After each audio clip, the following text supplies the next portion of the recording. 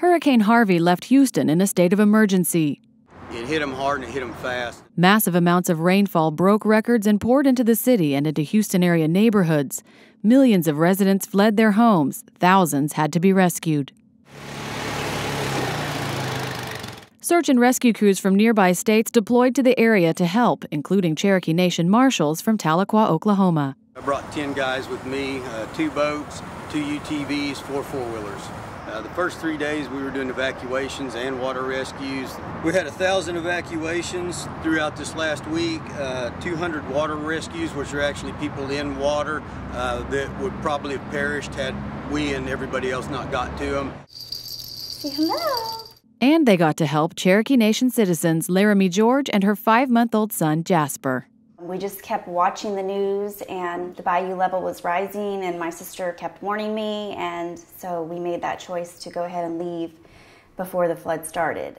Laramie had evacuated with enough supplies for a few days, but found herself in trouble, running out of baby formula and clothes, and she didn't know if she'd get to go back into her home to retrieve anything else. That's when her sister Tara sought out the Cherokee Marshals, who were staged in a Target parking lot right near her home. You know, they all came running up and we're excited to meet another Cherokee down in Houston that they could help.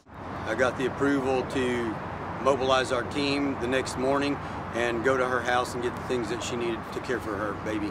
The Marshals deployed their rafts and boats down the flooded streets of Laramie's neighborhood. They took her in a second-story window of her home and got to work, loading everything she needed.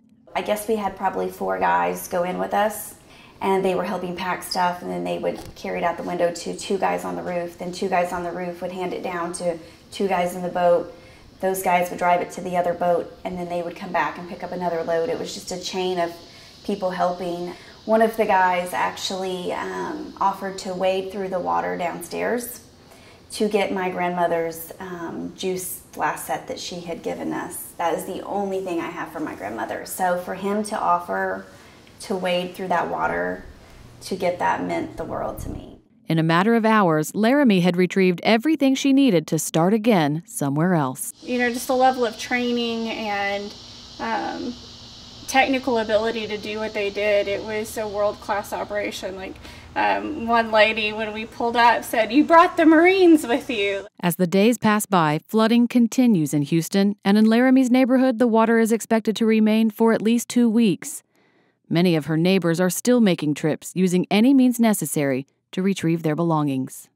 You know, you hear the word surreal over and over, and it gets used so much, but then when you're in that situation, it feels so surreal. And then when you realize there's people here to help you, I'm so thankful to be Cherokee and to have that. I just never expected them to be here in Houston. Jennifer Lauren for the Cherokee Nation.